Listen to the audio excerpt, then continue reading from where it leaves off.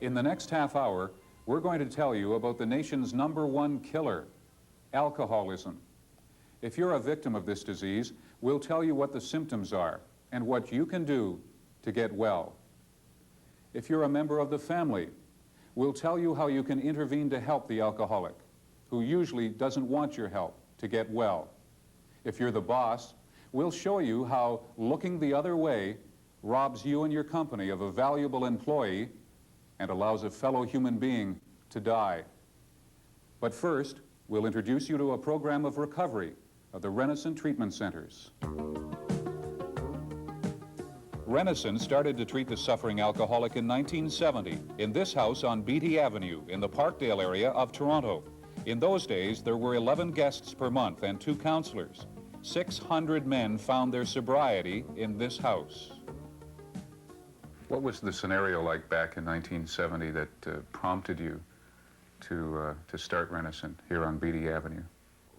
Well, I had a problem myself, and when I was in the service and got out, I realized that I had a problem, and I hadn't really taken a drink until I got in the service.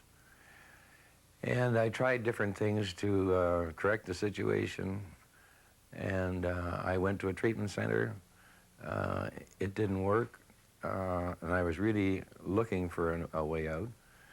And then I met some other chaps that had the same problem, and they were very helpful, and I was introduced to a way of living that doesn't cover alcohol. Bill, you were also here in the early days when Renascent began on Beatty Avenue. Can you recall what it was like being a counselor then?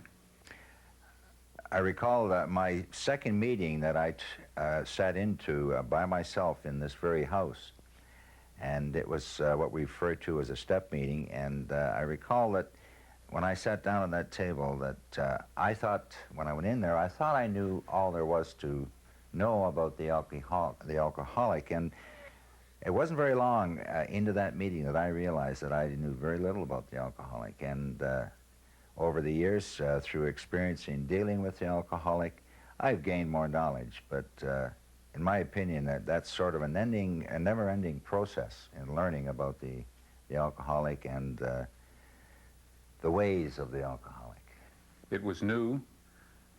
Did you have any instant successes? Can you recall any of the guests, not by name, of course, but can you recall any of the guests who went through this house and what happened to them?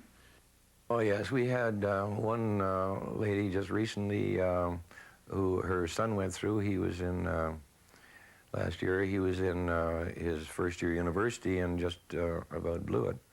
And he went through the treatment center. And he's, I guess it's longer than that because he just graduated last year. And anyway, this past few months, she sent us a check for $5,000 in appreciation of what is done to their family and what is done for the boy, and he's going onwards and upwards, and he's a real achiever too. So it's very gratifying to see these people and to talk to the parents and talk to his wife or the husband or whatever when they come up and say hello and tell you how well things are going. And it makes it all worthwhile. The next house for men was this beautiful estate rented from Sunnybrook Hospital from the year 1977 to April 1989. 5,000 men walked down this long driveway on their remarkable road to recovery here at Renascent.